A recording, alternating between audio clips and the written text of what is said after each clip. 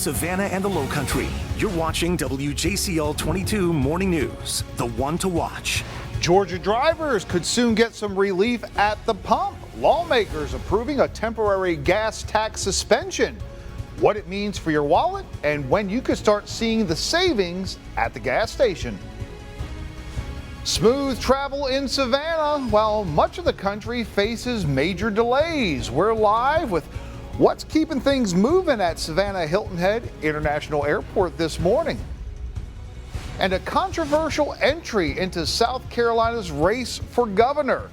Democrat William Mullins McLeod puts his name in the hat as a troubling arrest video resurfaces. I want to kick his teeth in. The world can decide what happens next. What this means for voters this morning. Today is vernal equinox, a fancy way of saying the first day of spring here in the U.S. On the equinox, the southern and northern hemispheres get roughly the same 12 hours each of day and night. Always learning here. Thanks so much for starting your Friday with us here on WJCL 22 News. Good morning. I'm Frank Solkowski. Meteorologist Jonathan Myers now, where he can help more with that the vernal? You got it. Yeah. Vernal equinox. Equinox, yeah, it means equal. Equal. And the sun will be directly over the equator later today. And you know exactly when that happens, Frank? 4:20. 10:46. This morning, we're going to see the official start of spring at that time. And so you're getting close, Frank. You're learning. You're definitely learning a little bit. Average high temperature today, 72. And after this week, we've seen some chilly weather. We're going to go up above our seasonal average beginning today. And when you live in the southeast, where we live, coastal Georgia, low country, we get spring temperatures before spring officially begins. Even we've had 90s already a couple of weeks ago. And as drive time temperatures this morning, clear skies, jacket weather into the 40s as we start things off. Plenty of sunshine throughout the daytime. Do expect to see mainly sunny skies all the way throughout the afternoon. For the weekend, we'll see temperatures warming up into the 80s. And we need some rain, but that dry weather is looking like it will continue not only this weekend, but also into overall next week is looking mainly dry. Coastal Georgia, low country, seeing clear skies as we start the day off.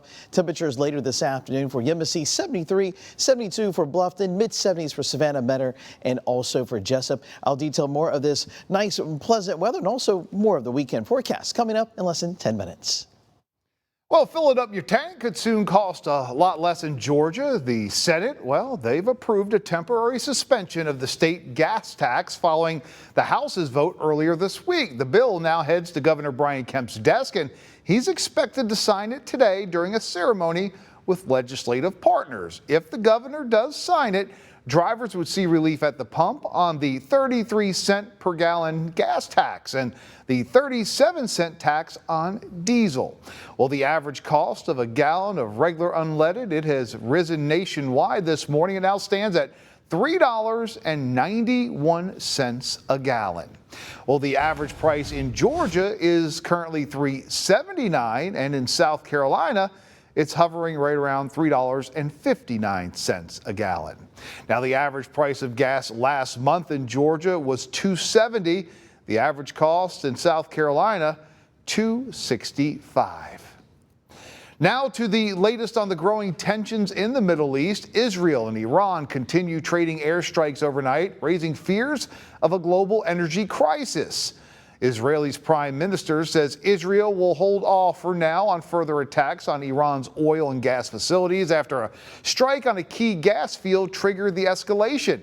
President Donald Trump says he wasn't informed in advance, so sources tell ABC News and the U.S., well, they were alerted. Meanwhile, a US F-35 stealth fighter costing about $100 million was hit by suspected enemy fire over in Iran. But that plane was able to land safely. The Pentagon is now seeking another $200 billion as the conflict intensifies. Well, Thursday, South Carolina Congresswoman Nancy Mace defended her recent trips to the Middle East, saying she's working to help get Americans out of the region there. But those efforts are also drawing some criticism.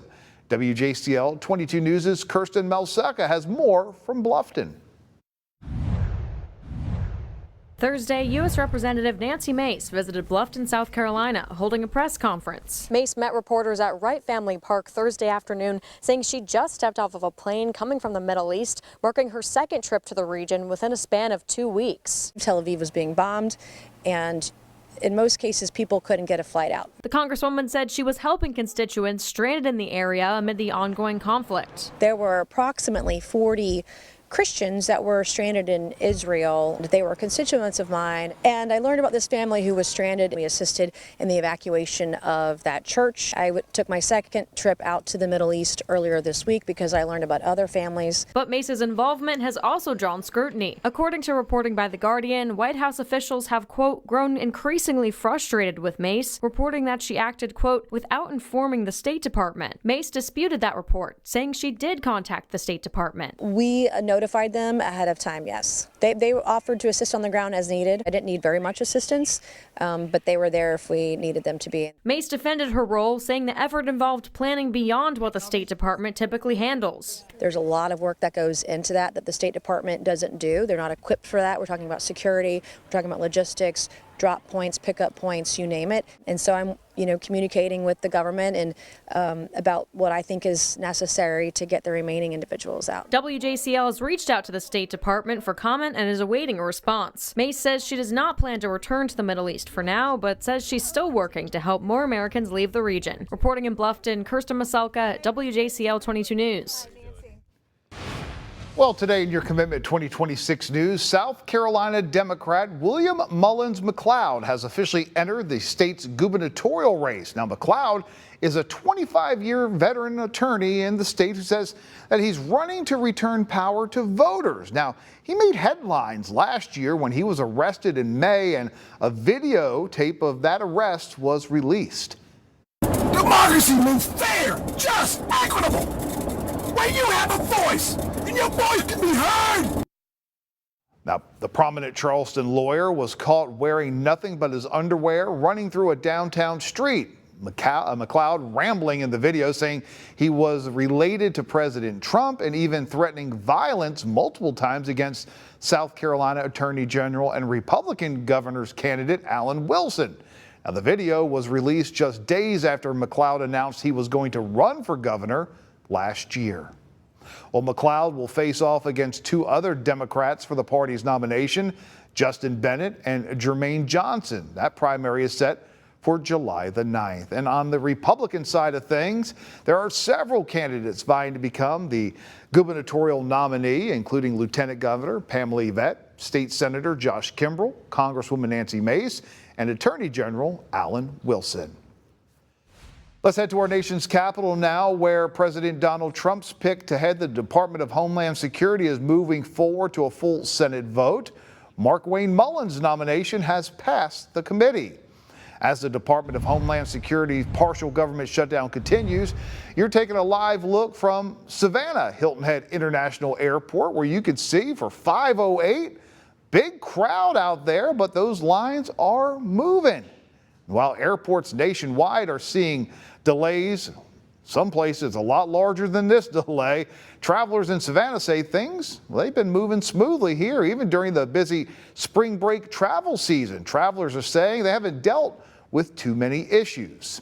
Now, over 300 TSA workers have quit since the Department of Homeland Security shut down back in February, preventing them from earning a paycheck.